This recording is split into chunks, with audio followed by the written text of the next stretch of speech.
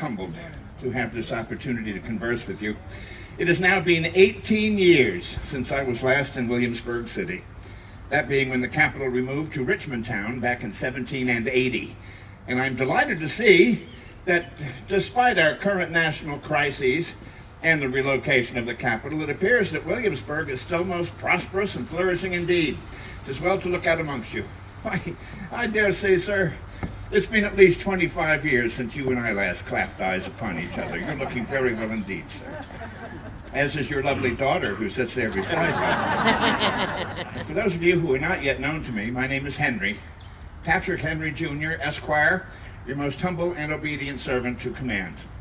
What brings me here to town on this occasion is I am soon to meet, in about an hour's time, with two of your fellow townsmen, the Reverend Mr. Robert Andrews, here at the College of William and Mary, and Mr. St. George Tucker, who lives hard by, there upon the back street. Both of these worthy gentlemen have expressed an interest into entering into a partnership with me concerning the purchase of a 6,000-acre tract of land in Norfolk County.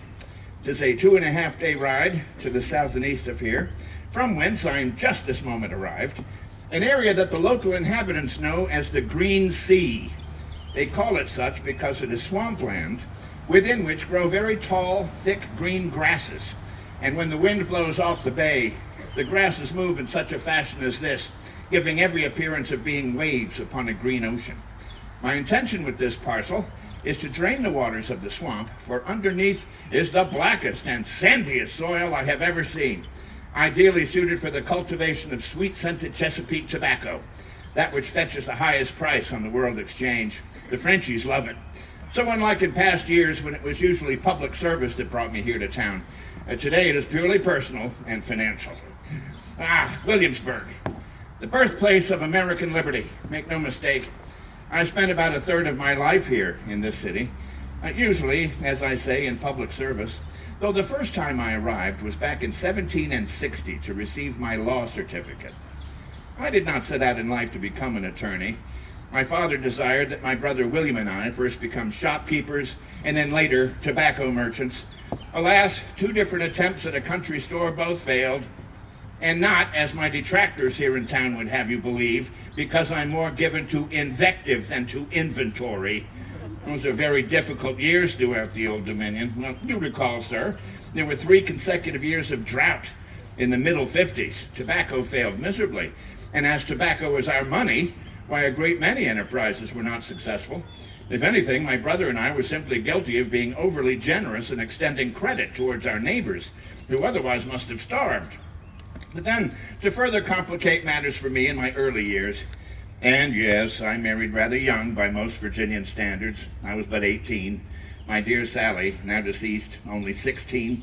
Our fathers were initially opposed to the union, for after all, I'd not yet made anything of myself. I was a failed storekeeper, for heaven's sake. But they finally relented, and upon our marriage, we were given 300 acres of land in Hanover County at Piney Slash, along with 6 very young, inexperienced Negro slaves. The farm was never productive from the start, owing no doubt to previous years of planting tobacco there. It is a miserable plant in that one regard. Tobacco depletes the soil of all of its goodness and fertility after only 2 generations. But then, to further add to our woes, our farmhouse burned, and almost all of our possessions with it when the roof collapsed the following morning. So, just to have some shelter above my family's heads, we had 2 small children at that time, in exchange for a private room at my father-in-law's tavern, Hanover Tavern, I began to work for him, managing the premises in his absences, keeping the bar, playing at fiddle even, if that was required. Hanover Tavern sits just opposite the road from Hanover Courthouse. So in this way, I became rather quickly acquainted with many of the lawyers who were riding the county circuit. That is to say, by day they would argue law in the courthouse, and by night would argue more loudly in the tavern. After a time, I began to think that I too might be well suited to that particular occupation, for my mother claimed until her passing that I have a gift from God for argument. So I borrowed as many law books as I could lay my hands upon, which was 3, and read them in 6 weeks' time, when I made that fateful journey here to Williamsburg to stand for my examinations. Thus, you see, I did not follow the customary approach to the learning of the law. In those days, there were no law schools at all in North America, Indeed, the college here in Williamsburg was the first such law chair, and very few Americans had the means to send their sons to Great Britain to receive their legal educations at the Inns of Court in London town.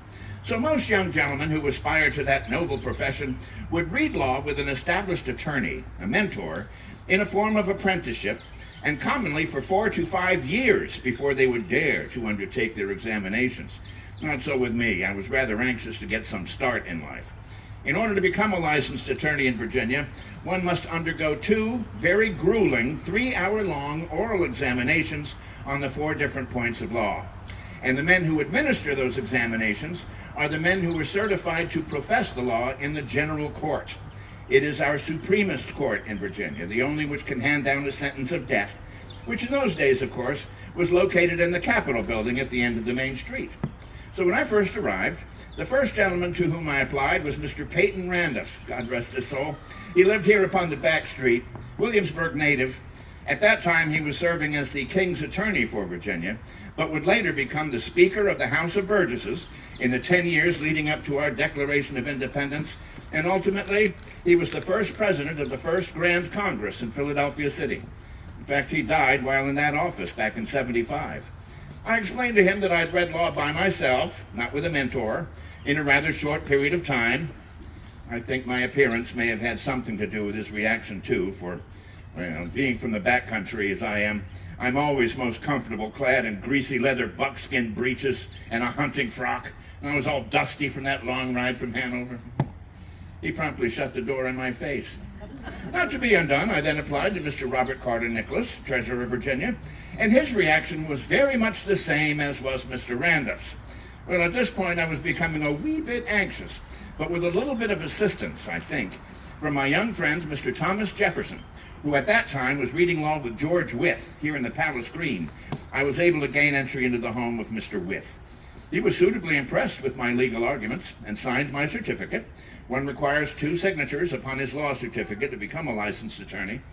He did first make me promise that I would return home at once and continue to read municipal law, as my knowledge of it was quite weak after such a short period of time of study. But, armed with his signature, I was able to gain entry into the home of Mr. John Randolph, younger brother to Peyton. He was similarly impressed with my legal arguments and signed my certificate. Indeed, as he did so, he paid to me a very great compliment, which I shall take with me to my grave. He said to me, "After this day, Mr. Henry, sir, I shall never again trust to appearances."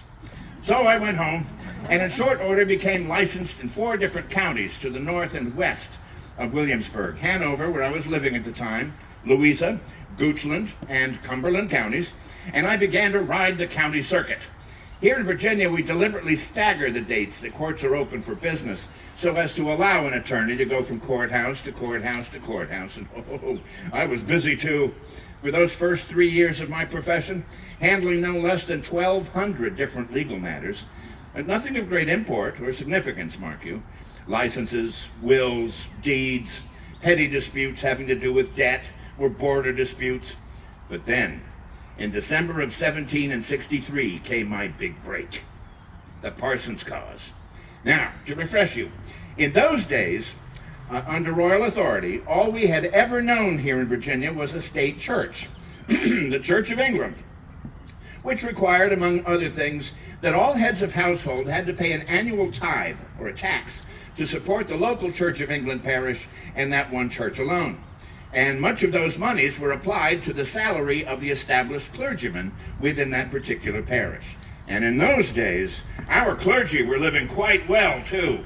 By law, receiving 16,000 pounds of tobacco per year in order to fulfill their ministerial responsibilities. Now, when translated into money, in those days, tobacco generally sold for 2 pence per pound. Thus, the 16,000 pounds of tobacco would equal to 144 pounds in Virginia current money. A gentleman's income, make no mistake. By contrast, I dare say that even today, these 35 years later, most of the storekeepers in Williamsburg are very happy to net 90 pounds in a year's time. So our clergy were living quite well. But on account of that drought that I mentioned earlier, from 1755 to 58, there was a very short crop of tobacco. And because of the short crop, the price of tobacco on the world exchange tripled to 6 pence per pound. The House of Burgesses realized very quickly that if we continue to pay our clergy 16,000 pounds of tobacco a year, it's going to bankrupt our society. And so they passed a law known as the Two-Penny Act, which declared that for the time of that emergency only, our clergy and other public servants would be paid not in tobacco, but rather would be paid in money, and that they would be paid at the rate of 2 pence per pound, which tobacco had always sold for. In other words, they were making the same income they always had. Well, one of them, the Reverend Mr. John Cam, commissary at the college, believed that he and his fellow clergymen were being cheated. And so he sailed to Great Britain and appealed before the King, the Privy Council, and the Board of Trade to have the Two-Penny Act, a law enacted by your own legislature for your own protection and benefit, nullified or overturned, which the King did. The Reverend Cam then returned to Virginia, gleefully spread the word amongst his fellow rapacious harpies, and they began to bring lawsuits against all of the vestries as well as the sheriffs, our tax collectors, suing for damages that they believed they were cheated of in the amount of 288 pounds in current money. The second time that this particular legal dispute was heard had to do with the Reverend Mr. James Mowry of Frederickville Parish in Louisa County, suing Thomas Johnson, the sheriff of Louisa, for 288 pounds. Mr. Johnson's initial hire of attorney resigned, thinking, there's no point to this. The King has nullified the Two-Penny Act. They're going to get everything they're asking for. It's a waste of time. And so I was taken on as a last-minute afterthought. And I found my gift that day. I harangued the jury for well more than an hour's time, painting the clergy in such a disgraceful, despicable, and greedy light that the jury was so horrified they retired for only a minute or two to the jury room before they returned with their verdict. And they awarded the Reverend Mr. Mowry not 288 pounds, but only 1 penny in damages, the bare minimum.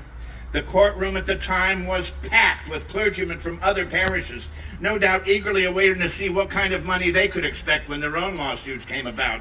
But they realized very quickly, after I was through with Mowry, there was no way that they could win this one, at least not in the court of public opinion. And so they began to drop their lawsuits one by one throughout the rest of Virginia. It was considered especially a great victory for the small dirt farmer, whom of course is still the vastest part of our free population here in the Old Dominion. He would have been most affected had the clergy gotten their way that day. I became something of a hero. Shortly following the verdict, I approached the Reverend Mr. Mowry and apologized to him for some of the rough things I'd said about the clergy that day. But at the same time, with a wink, I said, but this case has made me famous. And sure enough, I was picked up upon the shoulders of a crowd of men and paraded around the courtyard electioneering style. And wouldn't you know, the very next year, I found myself elected for the first time into public office as one of the 2 burgesses representing the good people of Louisa County.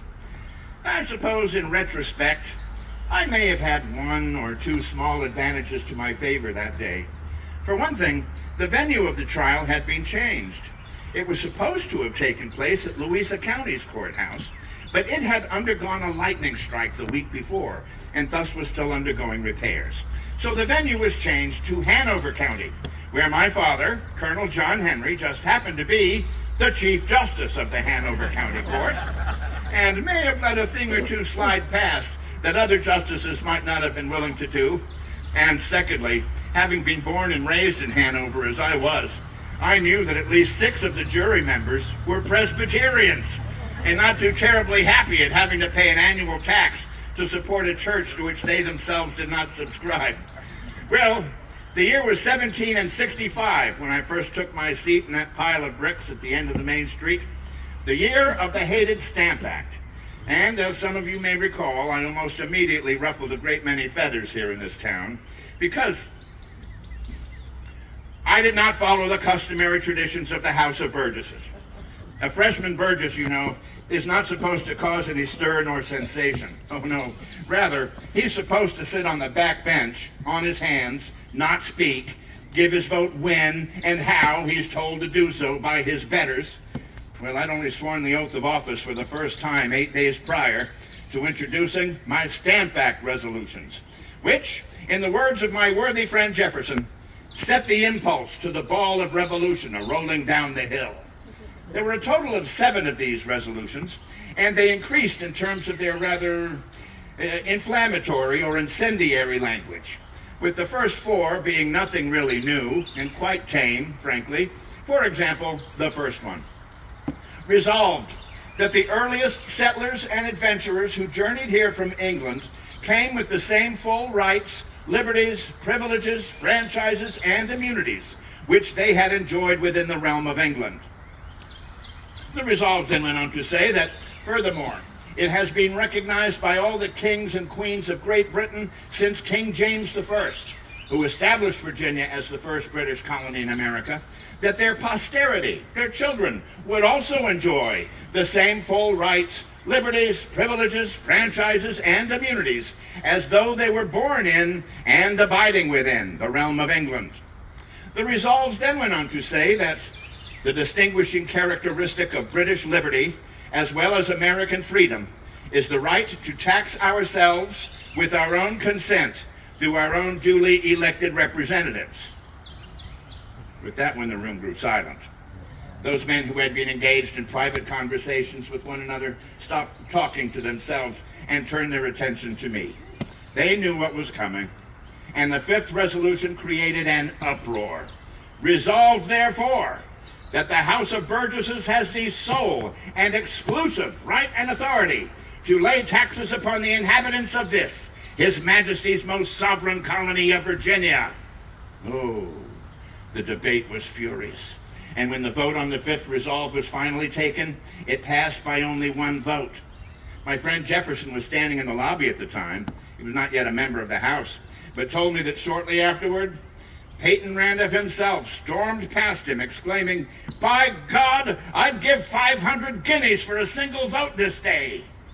Well, based upon the reaction to the 5th resolution, I knew there was no point in even introducing 6 and 7, with the 7th and final resolve actually accusing the king himself of being an enemy to this, His Majesty's most sovereign colony of Virginia. So I went home. The following morning, there was still a quorum here in Williamsburg, and the 5th resolution, which had passed by only 1 vote, was expunged from the official record. So in point of fact, we only passed 4 of the 7. And yet, as if by magic, by some miracle, all 7 resolutions appeared as passed in newspapers. To the far north is Rhode Island, and to the far south is Savannah. The effect of this was, you see, it made the men of the House, and myself especially, appear to be far bolder than we really were. But it got the people of America talking together for the first time. Oh, make no mistake, my friends, the British government had deliberately kept these American colonies apart one from another, knowing that that way we'd be very weak. But if we spoke with one collective voice, we could wield a formidable sword indeed. The next 10 years would see me returning year after year to Williamsburg to serve in the House until the House was no more.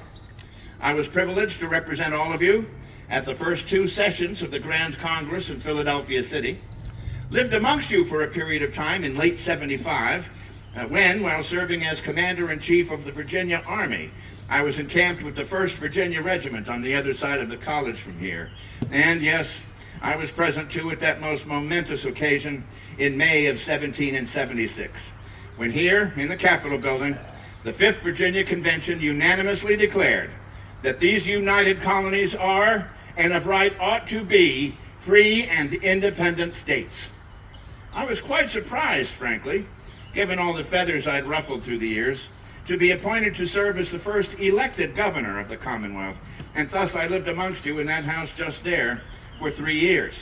We still have very strict limits upon the number of years a man might hold the office of governor, no more than 3 consecutive 1-year terms, at which time he must stand down to private station for at least 4 years to remember from whence he came before he might hold the office of governor again. Thus, by those terms, I was obliged to leave the office of governor in '79. The capital moved to Richmond the following year, and I've not been back to Williamsburg since that day. Until this. I must tell you, though, my friends, I am very deeply worried about the future of our country. And I'm not the only one.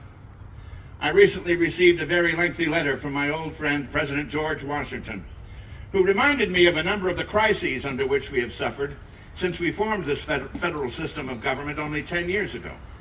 He reminded me, for example, of the terrible plague that ravaged so many of our American cities, the yellow fever, literally decimating the population of Philadelphia, forcing the evacuation of the Congress and the President. We still don't know the cause of this disease. There's no cure, but we all know full well that it travels rapidly from place to place. Happily, it did not come here to Williamsburg, but it did come so close as Alexandria, only a 4-day ride to the north and west of here, and there are still a great many of our fellow citizens who are in a panic that this terrible distemper will raise up its ugly head again in the near future. He reminded me of the fact that our trade has suffered miserably at the hands of pirates. When the federal administration appears to be more friendly towards the English government, they are French pirates. When we appear to be more friendly towards the French government, they are English pirates. And of course, we cannot forget those monsters along the Barbary coast in the Mediterranean, who are not only stealing our cargoes and our vessels, but are actually selling American seamen into bondage and slavery. He reminded me of the fact that we have now seen 2 armed rebellions in our country, Shays' Rebellion and the Whiskey Rebellion, whereby armed federal troops have been in the field of battle with General Washington in uniform at their head, facing down American citizens outraged over what they believed to be unjust taxation by Congress. He reminded me of the rise of these democratical societies, as they're called, Frenchmen who answer to Citizen Genet, using every medium at their disposal to undermine whichever administration might happen to be in place at the time. Only this year, the Adams administration has responded to these democratical societies with their alien and sedition laws, which are contrary to everything that we struggle against our mother country about. What? Throwing a man in jail for expressing his own opinions freely in his own newspaper?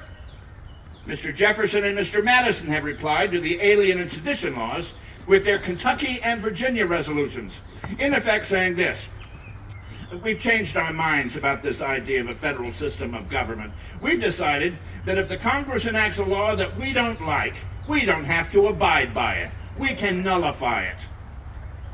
That's nowhere in the Constitution, my friends, as I pointed out most vigorously 10 years ago. And now we have New York and Massachusetts both threatening secession. In short, President Washington and I are very deeply troubled that we are on the verge of disunion. And so the purpose of his letter to me was this. I know, old friend, he writes, that you won't give any consideration to holding any federal office. You've refused so many offers already. But will you at least do this?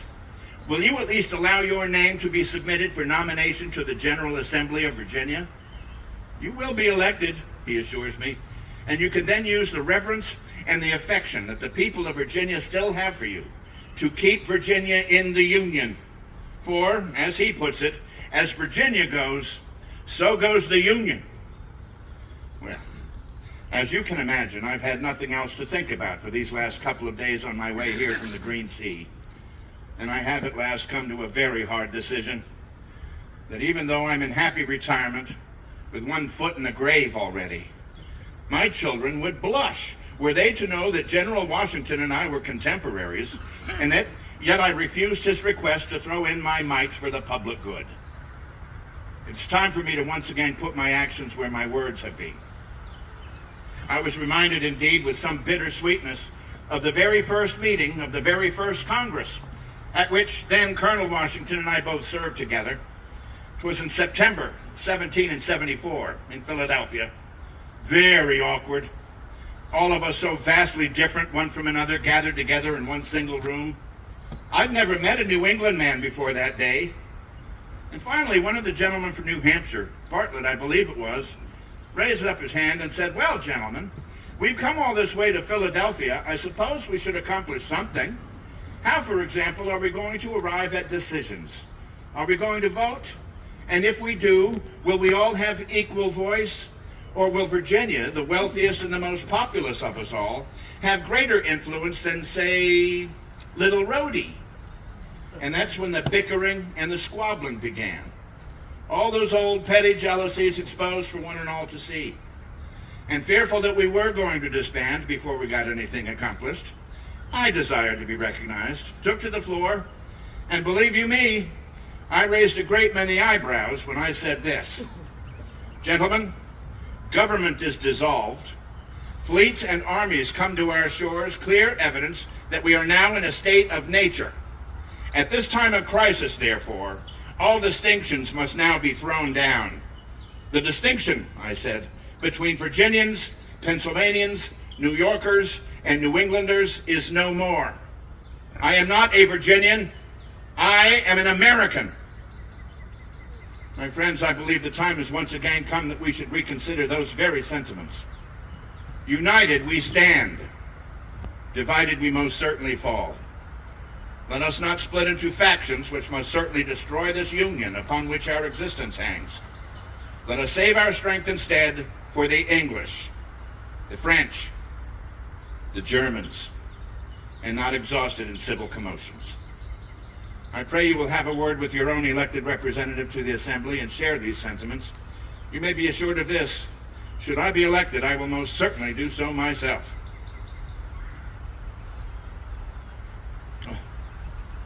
Forgive me. I've prattled on long enough, I suppose, about my engagement in this great metropolis of Williamsburg. And I had been hopeful of a conversation, but I'm informed by my trusted manservant it's about time for me to prepare for my meeting with the Reverend Mr. Andrews and Mr. Tucker. I will be very pleased, however, to linger a while longer below in the event that any of you might wish to stand with me for a quick sketch or a rendering, or if you might have a question or two. I would also suggest that you may wish to linger at this very place for another half an hour or so, because I have it on good authority that Colonel Washington will be here to address the general public. And to the rest of you, God save you, the rights and liberties of America, and the fighting men in the field.